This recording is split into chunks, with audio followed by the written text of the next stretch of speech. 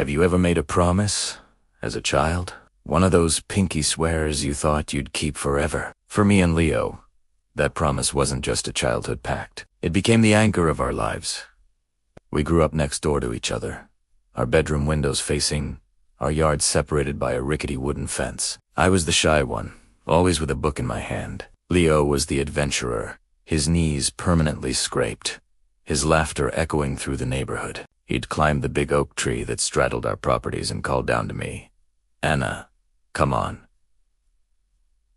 "The view is amazing." I'd just shake my head and smile, content to watch his adventures from the safety of my porch swing. One sweltering summer afternoon, when we were both 10, Leo found me crying behind the garage. My pet hamster, Pip, had died. Leo didn't laugh or tell me it was just a hamster. He sat down next to me, his usual boisterous energy replaced by a quiet gentleness. He listened as I sobbed, and when I was done, he looked me straight in the eye. "I'll always be here for you, Anna," he said, holding out his pinky.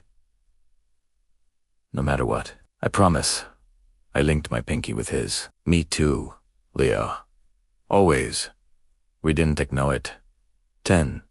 But that simple promise would be tested in ways we could never have imagined. High school was a blur of textbooks and awkward dances for me, a whirlwind of football games and Friday night parties for Leo. He was the star quarterback, the guy everyone wanted to know. I was the quiet girl in the library, the one who aced every test.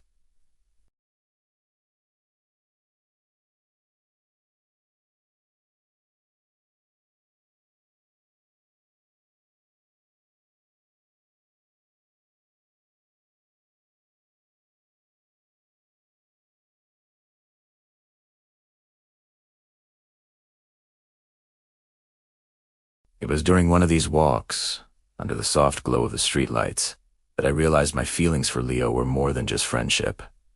But I was too scared to say anything. How could the football hero ever fall for the girl who preferred books to pep rallies? So I buried my feelings, locking them away like a secret. Then came senior year, the night of the championship game. The whole town was there, the air electric with anticipation.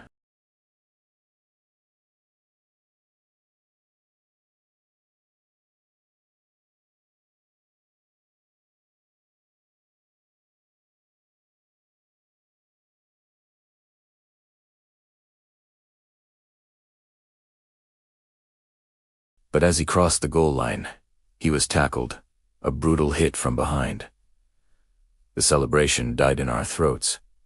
He didn't get up. I watched from the stands, my heart frozen in my chest, as the paramedics rushed onto the field.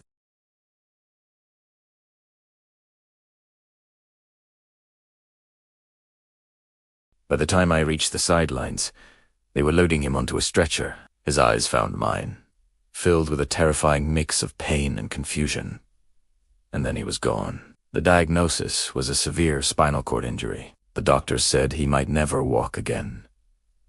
His world, our world, shattered in an instant. The vibrant, fearless Leo I knew was gone, replaced by a shadow of a man trapped in a hospital bed.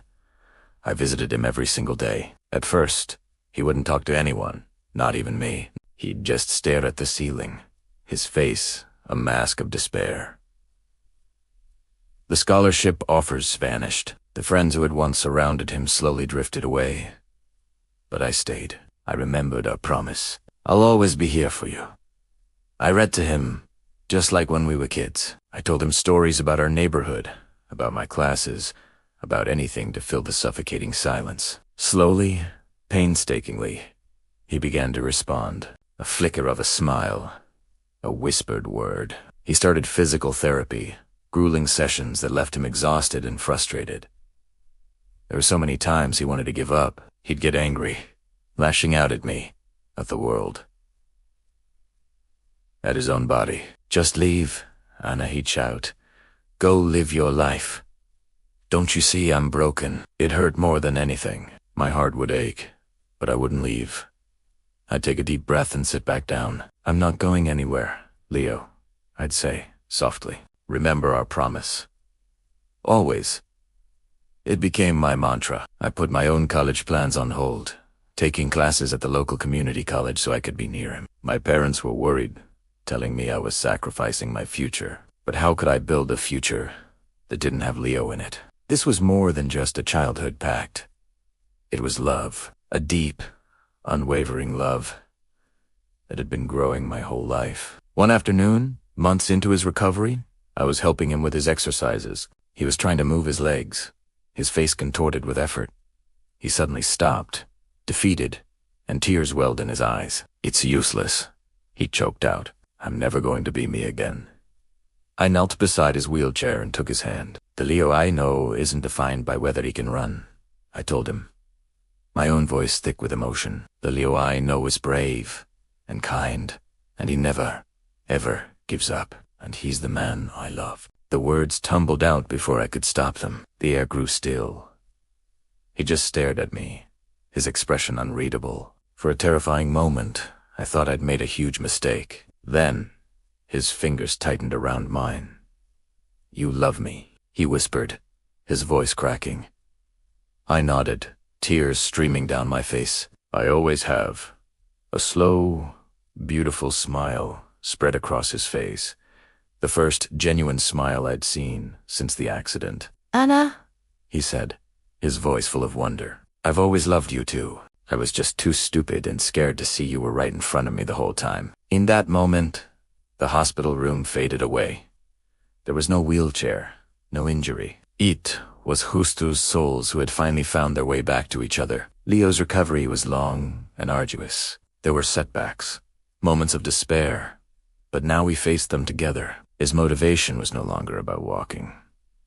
It was about building a life with me. He fought with a tenacity that amazed even his doctors. And one day, a year after his accident, with the help of leg braces and a walker, he took his first steps. I was there, holding my breath, my hands outstretched. He walked from his chair to me, his movements shaky but determined. When he reached me, he dropped the walker and wrapped his arms around me, holding me tight. We bought Krieta, but this time they were tears of joy. Today, Leo is a coach for a youth wheelchair basketball team. He inspires those kids every day, showing them that their limits don't define them. He still walks with a limp and uses a cane, but his spirit is stronger than ever. And me, I finished my degree and became a physical therapist, inspired by his journey. We got married under that same old oak tree, where he used to call down to me as a boy. Our childhood promise, forged in innocence and tested by fire, became the foundation of our life. It taught us that true strength isn't about physical ability. It's about the courage to show up for the people you love, no matter what. It's about holding on to a promise, not because you have to, but because it's the most important thing in the world. And our always was just getting started. If you or someone you know is struggling with mental health or navigating a life-changing injury, please know that help is available and you are not alone. Resources and support groups can make a world of difference. Thank you for listening to our story. Don't forget to like and subscribe for more tales of love and resilience. See you next time.